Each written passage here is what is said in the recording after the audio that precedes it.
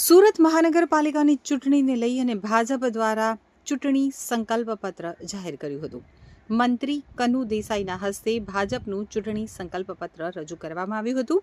આ પ્રસંગે સુરત શહેર ભાજપ અધ્યક્ષ પરેશ પટેલ, મહામંત્રીઓ, સાંસદો અને ધારાસભ્યો ઉપસ્થિત રહ્યા હતા.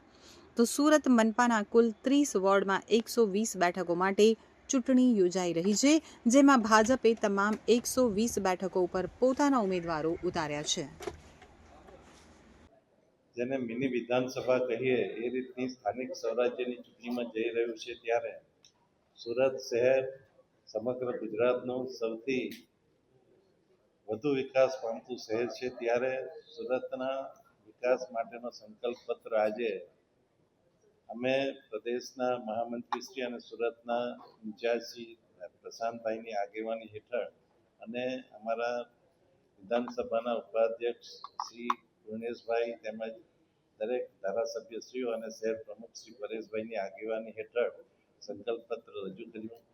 આમ જોઈએ તો સુરતમાં દરેકે દરેક પાણી, ડ્રેનેજ, પર્યાવરણ, ટ્રાન્સપોર્ટેશન, આરોગ્ય, શિક્ષણ આ દરેકે દરેક પ્રવૃત્તિઓને ઘણી સુંદર રીતે આયોજન કરવામાં આવ્યું છે, એનો અમલ કરવામાં આવ્યો છે. પરંતુ જેમ જેમ સમય જાય છે તેમ તેમ સરકાર, કેન્દ્ર સરકાર અને ગુજરાત સરકાર દ્વારા સૌથી વધુ રોકાણ કે પ્રોજેક્ટ્સો સુરતને મળી રહ્યા છે. એમાં ખાસ કરીને આપણે જોઈએ તો પીએમ મિત્ર પાર્ક હોય કે 1000 બેડની કામરેજ ખાતે શરૂ થનારી હોસ્પિટલ હોય, 1500 કરોડની હોસ્પિટલ આવી રહી છે. અને SCR એટલે સ્પેશિયલ ઇકોનોમિક રિજનમાં ભારતના 4 શહેરોનો સમાવેશ કરવામાં આવ્યો છે, તેમાં આપણા સુરતનો સમાવેશ કરવામાં આવ્યો છે. અને એના લીધે સુરતને રોજગારીની સાથે સાથે આર્થિક વિકાસ અને ઇન્ફ્રાસ્ટ્રક્ચરનો પણ વિકાસ થશે.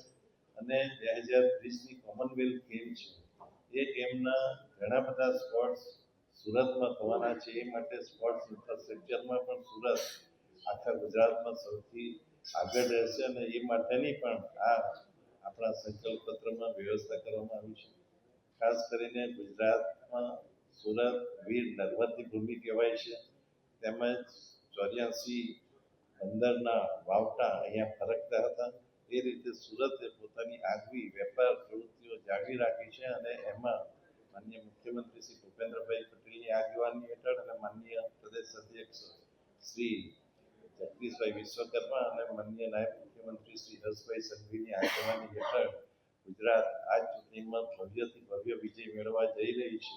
અને વિકાસના દરેક કામો અને લોકોનો હેપીનેસ ઇન્ડેક્સ સૌથી વધુ થાય એ માટેના પ્રયત્નો આ સંકલ્પ પત્રમાં જાહેર કરવામાં આવ્યા છે. Thank you.